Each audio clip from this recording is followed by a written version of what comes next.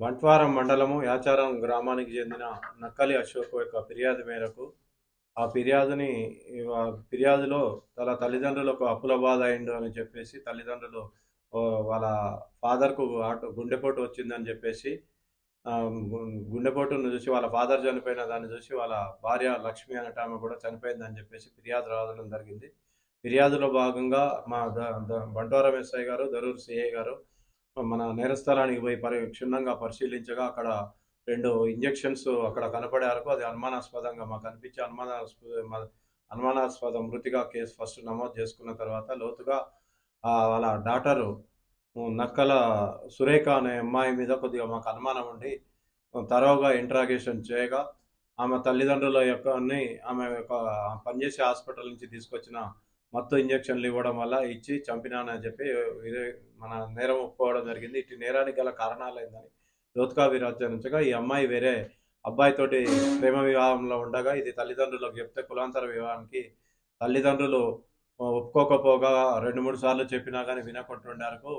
తల్లిదండ్రులు వీళ్ళున్నన్ని రోజులు మా తల్లిదండ్రులు ఉన్నన్నాళ్ళు నేను ప్రేమించిన వ్యక్తిని పెళ్లి చేసుకోను అని బాధపడుకుంటూ వీళ్ళని ఎట్లాగైనా చంపిన తర్వాత నేను పెళ్లి చేసుకోవాలన్న ఉద్దేశంతో వాళ్ళ తల్లిదండ్రుల పథకంలో భాగంగా 24వ తారీఖు సాయంత్రం సంగారెడ్డిలోని హాస్పిటల్ నుంచి వాళ్ళ ఊరు యాచారం గ్రామానికి సాయంత్రం 6 గంటలకు రావడం జరిగింది.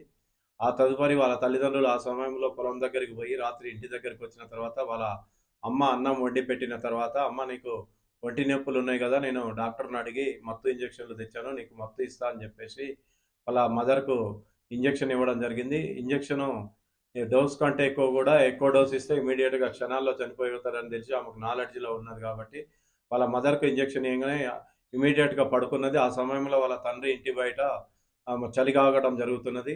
కొద్దిసేపటి తర్వాత వాళ్ళ నాన్న ఇంట్లకు నక్కలి దశరథం ఇంట్లోకి వచ్చి ఏమైందని అడగగా, అమ్మ అన్నం తిని పడుకున్నది నాన్న, నొప్పులు లేస్తున్నాయి అంటే ఇంజక్షన్ ఇచ్చినా పడుకున్నదని చెప్పారు.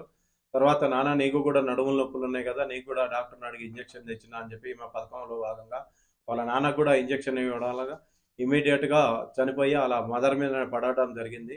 ఆ తదుపరి ఆమెకు భయానికి లోనై వాళ్ళ అన్నకు ఫోన్ చేసి, అమ్మ నాన్నలు ఇట్లా చనిపోయినారు, నాకు భయమేస్తుంది రా అని చెప్పారు.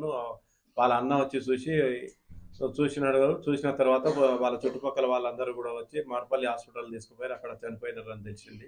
దీని మీద లోతుగా విచారణ చేయడానికి ప్రేమ పెళ్లికి తల్లిదండ్రులు నిరాకరించారు. నేను ఎట్లాగైనా పెళ్లి చేసుకోవాలి, అతను లేకపోతే నేను ఉండలేను అని చెప్పేసి వీళ్ళని అడ్డు తొలగించుకుంటే కానీ నా పెళ్లి కాదన్న ఉద్దేశంతో వాళ్ళ తల్లిదండ్రులకు విషప్రయోగం చేసి వాళ్ళని చంపినది. ఈ కేసులో త్వరతరిగా 3వ రోజే కేసుని డిటెక్ట్ చేసిన మా దరూర్ సిఐ గారికి మరియు బంట్వారం ఎస్ఐ మా సిబ్బంది అందరికీ కూడా వికారాబాద్ మా సబ్ డివిజన్ తరఫున అందరికీ కూడా కృతజ్ఞతలు.